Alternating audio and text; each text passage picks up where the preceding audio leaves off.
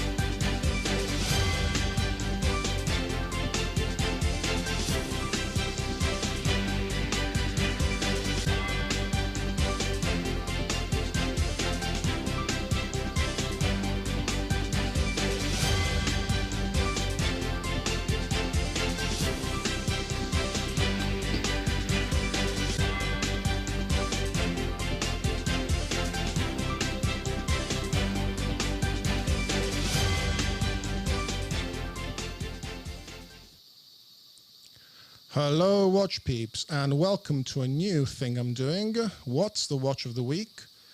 I'm going to be showing a mystery watch, although I think one of my Instagram friends already knows what it is. Once a week, hopefully, if I can get an access to watches, which working on that.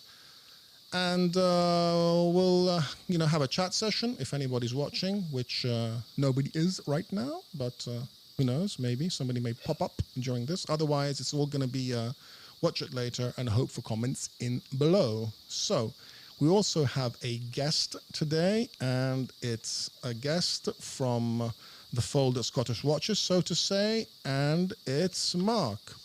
Hello, Mark. How are you doing? Hi, Gigi. I'm doing great. How about yourself?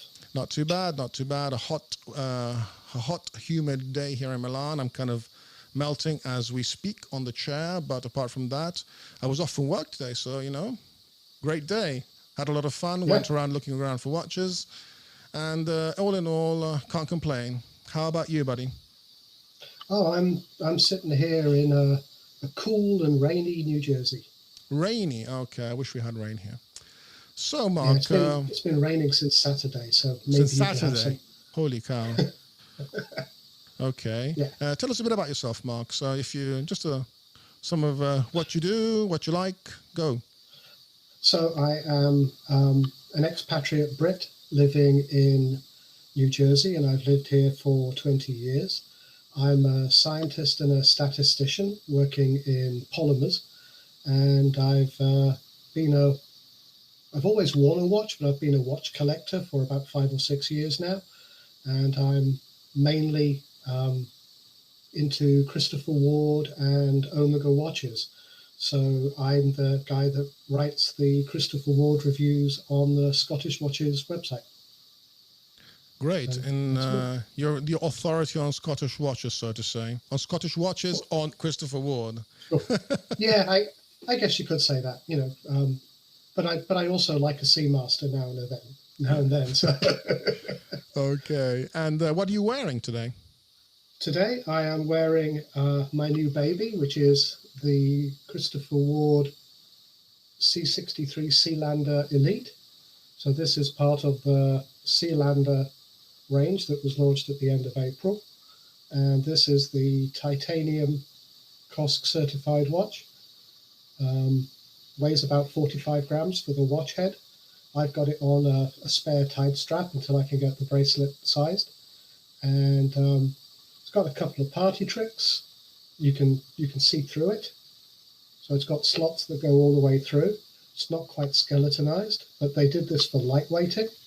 And it also has a little pop-out crown. So it's got so the crown doesn't stick into your wrist when you're cycling or golfing. That's pretty Not cool. that I do either, but there you go. It's kind of nice piece of the bespoke engineering that Christopher Ward do so well. Yeah, actually, I was thinking about that, and most of the time the crown is a hassle, because it does kind of, get into your wrist. And can you actually wind it with the crown down, or do you have to pull it out? You just push. It's a little push button. Okay. So all you do is push it, and the crown pops out. You can wind. Okay, so you then can't.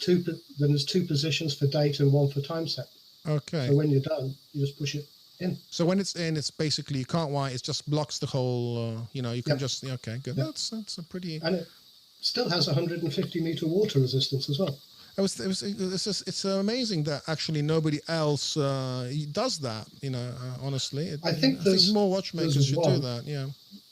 The Omega Ultralight that came out last year, I think has a pop-out crown, and there's supposed to be one other watch, but I can't find it. But it's a very rare piece of engineering.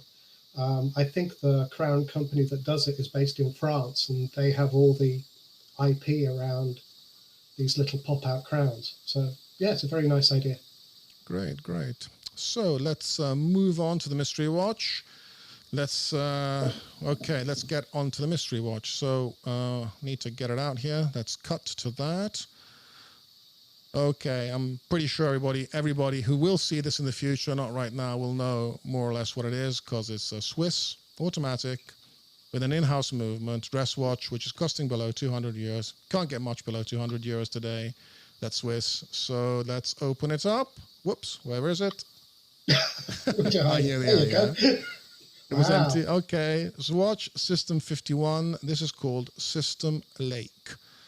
Can't remember the reference offhand. Let me just check. I've got it here. YIS420. Okay, let's have a look at this baby. It's got a nice blue dial. Let's zoom in a bit.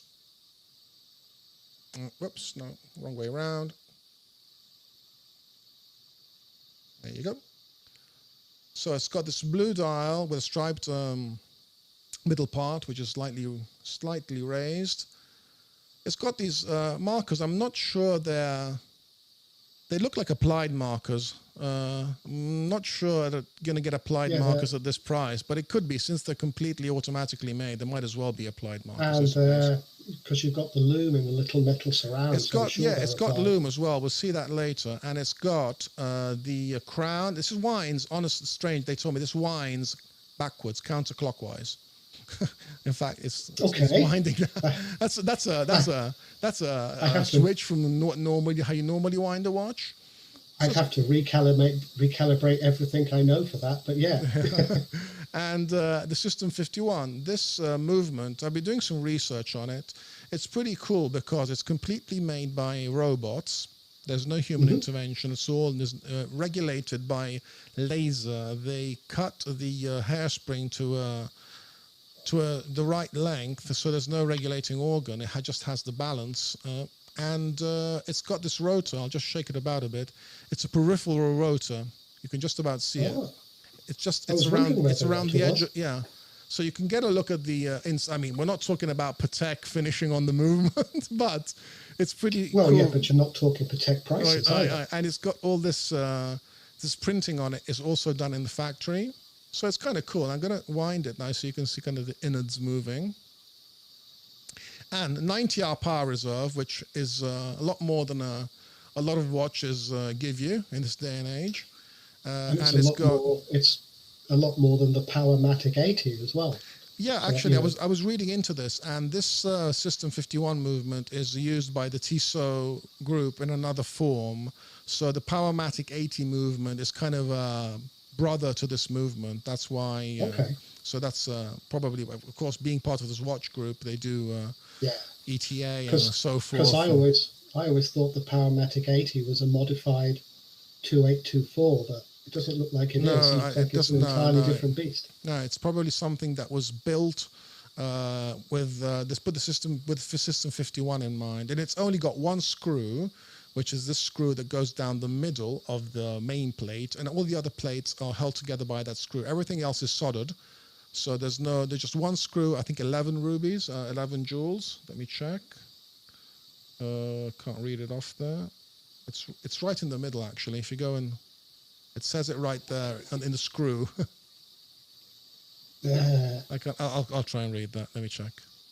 It says... It's moving around too much I to know. see. 19 jewels.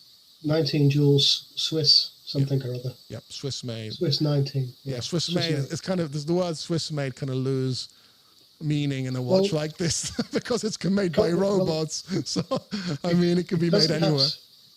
Doesn't have Swiss made on the dial, so I think it does. Is it made in Switzerland or is it cased in Switzerland? It says Swatch. No, it says Swatch, and under Swatch it says Swiss. No, the word's made, I suppose. I mean, probably they take that for granted because it is made, so it's not unmade in Switzerland. By definition, yeah. Yeah, exactly. But apart from that, I think I think you get a lot of watch for 180 euros, honestly. I mean, let's have a look at the specs there and just have a quick look at the... so you get a better view of the finishing here. This is probably a render, but it is a fat watch. It's a bit of a fatty, okay? If I cut back and look at it this way, it's 13.8 millimeters high, and it has a 50 odd millimeters of lug to lug, so that's quite a large beast. It's kind of in the size range of a Tudor Black Bay. It's 42 millimeters in diameter, weighs 75 grams on the leather strap, so it's quite a hunk of watch.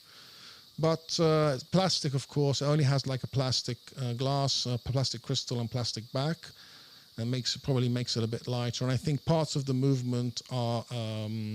parts of the plates are plastic, but the wheels are made of a certain alloy, which should be resistant to most agents or most stuff that's going to make it go bad in the years. Because I wanted to actually, the thing that I do like this watch, it's a good-looking watch, it's great in movement and everything, but it can't be serviced. That's the big bugaboo for this watch. It's something that you keep and you can't service.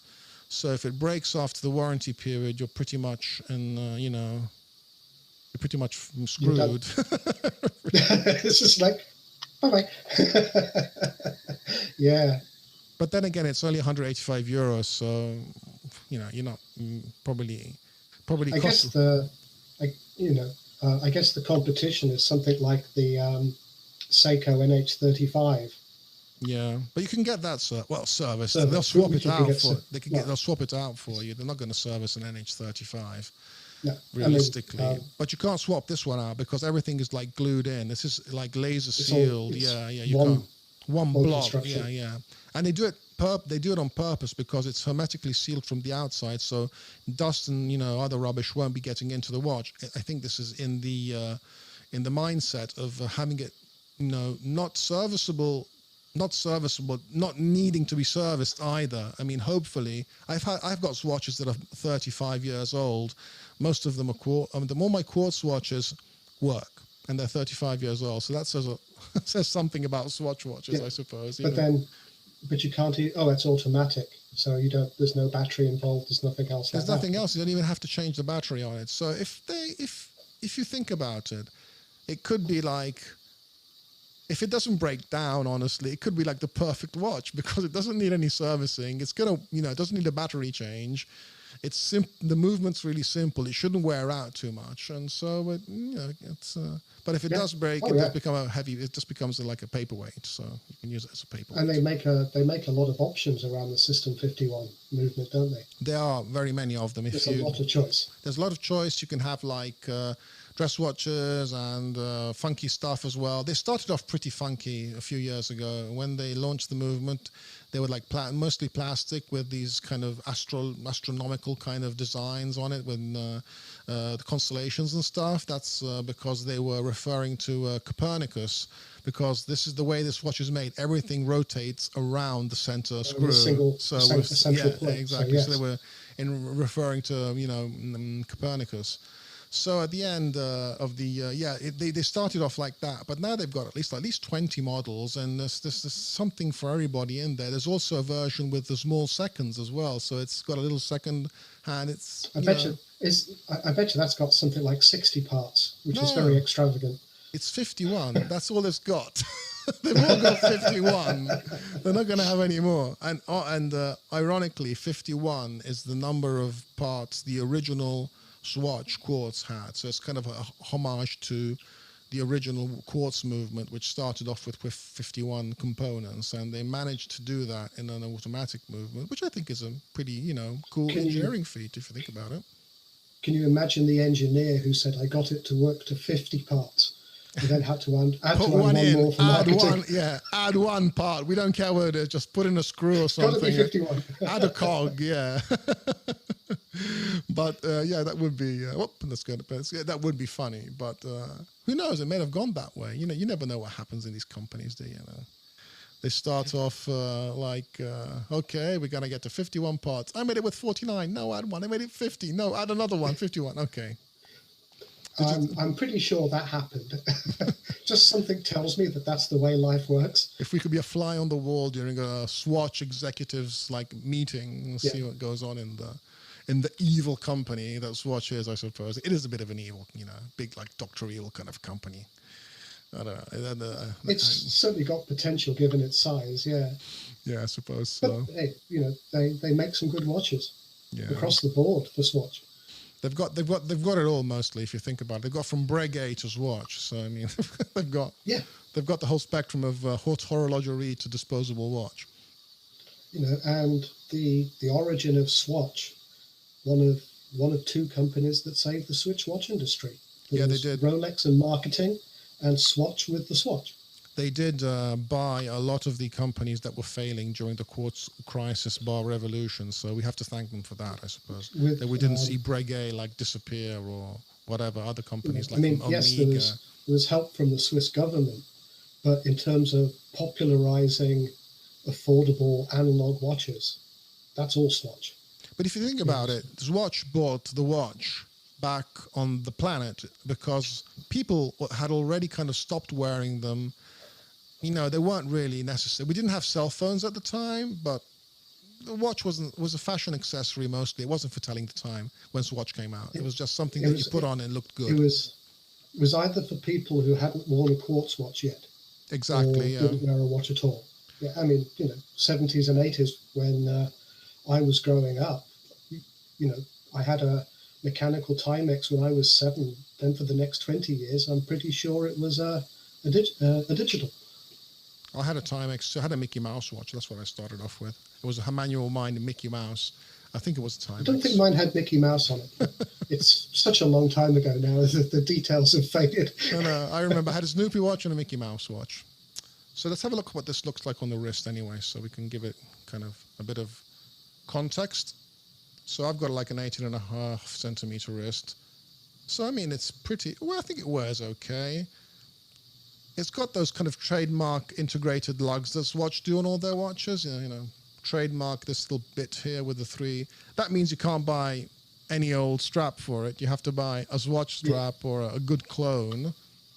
But is it easy to change? Yeah, they've got low hold lugs. It's just one big long bolt.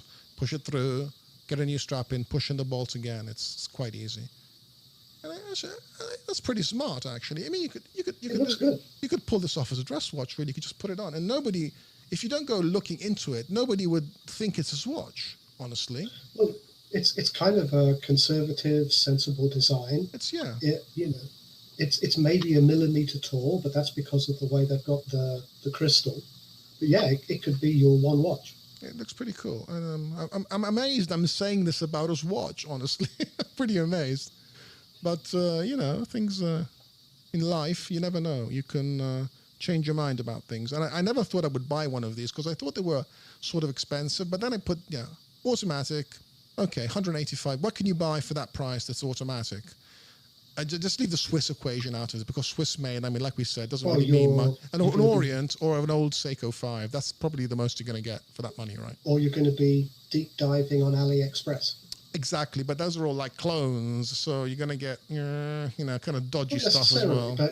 But not necessarily, but you're going to have to dive into the world of Ali. You really do. Yeah, and you can get I have a Pagani design, and it's like £70, and it's a GMT automatic, ceramic bezel, sapphire crystal, and you think, £70? How do they do that? It's got like child slave labor or what? I mean, probably. I mean, hopefully not, but probably yes. So let's go back to the Loom. Let's have a look. This watch has Loom, so I'm gonna try and blast it with some UV. So I'm gonna set the camera up, and I'm gonna turn all the lights off. So I'm gonna disappear now. Let's cut back to the watch. Off.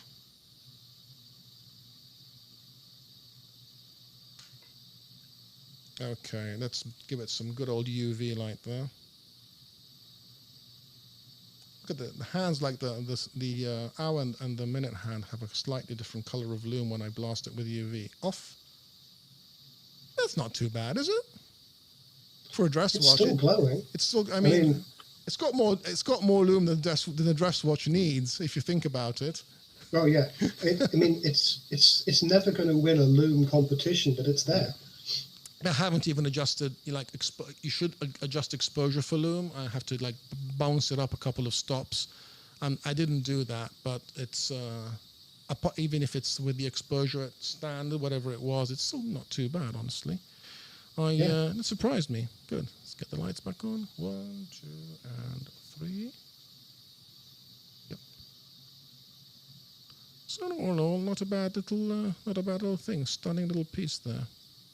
Yeah. So let's see if anybody's asked anything. I doubt it because nobody connected today. Let's try refer. Oh dear. Yeah. I think in average we're going to be like alone. It's okay. I was expecting this. Yeah. That's no big deal. I mean, it's you've got to build regular content. Yeah, I've got to be regular. This is the first time I'm doing something like that, so I wasn't expecting people to flock up in droves.